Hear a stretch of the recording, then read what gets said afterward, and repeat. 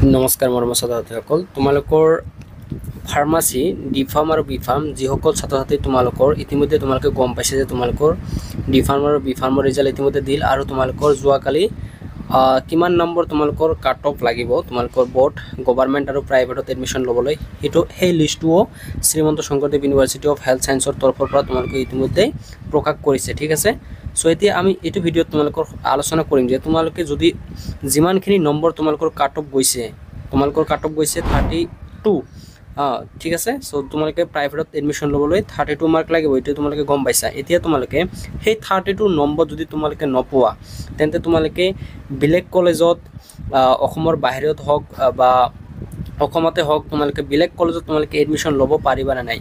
ঠিক আছে, এই বিষয়ৰ ওপৰত তোমালোকে আলোচনা কৰিম। সো তোমালোকে ভিডিঅ'টো স্কিপ নকৰাকৈ প্ৰথমৰ পৰা শেষলৈকে চাই যোৱা আৰু যদি চেনেলটো ছাবস্ক্ৰাইব কৰা নাই এতিয়া ছাবস্ক্ৰাইব কৰি লোৱা। সো প্ৰথম কথা হ'ল তোমালোকে এডমিশ্যন ল'ব পাৰিবা। ঠিক আছে, সো যিমান নম্বৰ যদি তোমালোকে কাট অফ নম্বৰটো তোমালোকৰ কম আছে, স্ক'ৰ নম্বৰটো 32ৰ পৰা তোমালোকৰ যদি 31 বা 30 নম্বৰ আছে তেনেহ'লে তোমালোকে বেলেগ কলেজত ল'ব পাৰিবা। কিন্তু তোমালোকৰ যিকেইটা college Srimanta Sankardev university of health সায়েন্সৰ এফিলিয়েটেড হয়, SSUSৰ আণ্ডাৰত হয়, সেই কলেজসমূহত তোমালোকে ল'ব নোৱাৰিবা। সেই কলেজত ল'বলৈ তোমালোকৰ 32 নম্বৰটো কম্পালচাৰী, এই নম্বৰকেইটা থাকিবই লাগিব তোমালোকৰ। ঠিক আছে, সো এতিয়া কথা হ'ল যে কোনকেইটা কলেজত তোমালোকে এডমিশ্যন ল'ব পাৰিবা। সো মেইন কথা হ'ল তোমালোকে কিছুমান ইউনিভাৰ্চিটি আছে অসমত, যেনেকৈ ৰয়েল গ্লোবেল, ডাউন টাউন আৰু তোমালোকৰ USTM, সেই ইউনিভাৰ্চিটিসমূহত তোমালোকে ল'ব পাৰিবা। ঠিক আছে, আৰু কিছুমান স্পেচিয়েলি তোমালোকে দেখিবলৈ পোৱা যায় অকল ডি ফাৰ্ম বা বি ফাৰ্মৰ কলেজ কিছুমান আছে, সেইসমূহ শ্ৰীমন্তৰ আণ্ডাৰত নাই। ঠিক আছে, সেই কলেজতসমূহতে তোমালোকে বি ফাৰ্ম বা ডি ফাৰ্ম ল'ব পাৰিবা। এতিয়া কথা হ'ল যদি তোমালোকে এই কলেজসমূহত ডি ফাৰ্ম বা বি ফাৰ্ম লোৱা বা তোমালোকে যদি বাহিৰত অসমৰ বাহিৰত বাংগালুৰু হওক বা হায়দৰাবাদত হওক তোমালোকে যদি বি ফাৰ্ম ডি ফাৰ্ম পঢ়ি আহা তেন্তে তোমালোকৰ অসমত চাৰ্টিফিকেট দিব না নাই। ঠিক আছে, এইটো মেইন কথা হ'ল তোমালোকৰ চাৰ্টিফিকেটটো অসমৰ তোমালোকৰ Srimanta Sankardev university of health সায়েন্সৰ পৰা তোমালোকে চাৰ্টিফিকেটটো পাবানে নাই। ঠিক আছে, এতিয়া যদি ক'বলৈ যাওঁ তোমালোকৰ চাৰ্টিফিকেটটোৰ ক্ষেত্ৰত চোৱা, তোমালোকৰ চাৰ্টিফিকেট পাবলৈ হ'লে তোমালোকে যিটো তোমালোকৰ PCI ফাৰ্মাচী কাউন্সিল ইণ্ডিয়া যিটো তোমালোকৰ PCI তৰফৰ পৰা যিটো এণ্ট্ৰেঞ্চ পাতিব এক্সিট এক্সাম, সেই এক্সিট এক্সামত তোমালোকে পাছ কৰিব লাগিব আৰু তোমালোকে অসমত আহি ৰেজিষ্ট্ৰেশ্যন কৰিব লাগিব যদি তোমালোকে বাহিৰত ফাৰ্মাচী পঢ়ি আহা। ঠিক আছে, বি ফাৰ্ম হওক বা ডি ফাৰ্ম। এতিয়া কথা হ'ল অসমত ৰেজিষ্ট্ৰেশ্যন কৰিলে কিবা প্ৰব্লেম হ'ব নেকি বা ৰেজিষ্ট্ৰেশ্যন নিদিব নেকি। চোৱাত বহু ক্ষেত্ৰত দেখা পোৱা গৈছে, ইতিমধ্যেও বহু ছাত্ৰ ছাত্ৰী আমাৰ ওচৰে পাজৰে আছে বা দেখিবলৈ পোৱা যায় যে তেওঁলোকে বাংগালুৰু বা হায়দৰাবাদত বি ফাৰ্ম বা ডি ফাৰ্ম পঢ়ি আহিছে অসমত আৰু এতিয়ালৈকে তেওঁলোকে চাৰ্টিফিকেট পোৱা নাই।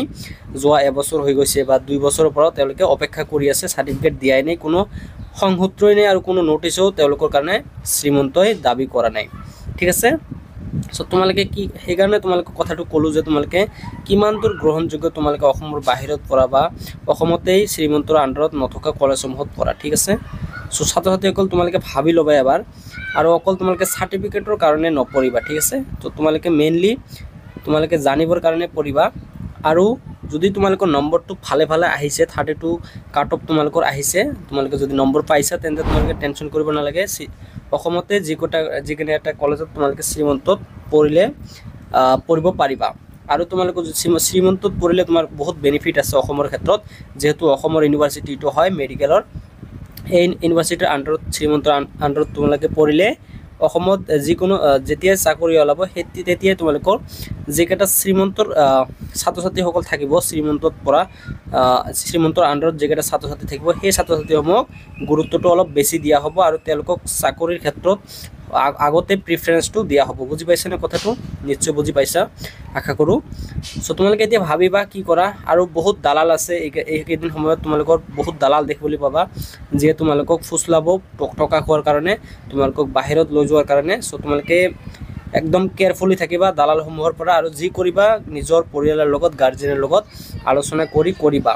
ঠিক আছে, আৰু যদি কোনোবাই ভাবে মই এইবাৰ নহয় যোৱাবাৰ ভালকৈ পঢ়ি দিম তেন্তে তোমালোকে ভালকৈ ষ্টাডি কৰিব লাগিব, যিহেতু তোমালোকে দেখা পাইছে ইতিমধ্যে তোমালোকৰ পৰীক্ষা বহুত টান হৈ আহিছে আৰু যেটো কাট অফ নাম্বাৰ যোৱাবাৰ 27 আছিল আৰু এইবাৰ 32 দিছে আৰু কি জানি তোমালোকৰ যোৱাবাৰ 26 যেটো তোমালোকৰ পৰীক্ষা হ'ব CW এন্ট্ৰেন্স বিফাৰ্ম আৰু ডিফাৰ্ম সেই এন্ট্ৰেন্সটো কি জানি তোমালোকৰ মিনিমাম কাট অফ টু 40 বা 45 নাম্বাৰ যাব পাৰে সেইকাৰণে ভালকৈ পঢ়িবা ঠিক আছে সো এতিয়া তোমালোকে ভাবি লবা যে কি কৰিবা মেইনলি তোমালোকক এটো প্ৰেফাৰেন্স কৰো যে তোমালোকে শ্ৰীমন্ততে পঢ়ি লোৱা যেহেতু বহুত দিনক দিনে ষ্ট্ৰিক হৈ আহিছে তোমালোকৰ ৰুল সমূহ ঠিক আছে সো ছাত্ৰসকল এখিনি আছিল তোমালোকৰ সৰু ইনফৰমেশন কিবা ডাউট থাকিলে কমেন্ট সেকশনত জনাবলৈ নাপাহৰিবা আজিৰ কাৰণে মানে আছিল ধন্যবাদ কি পঢ়িং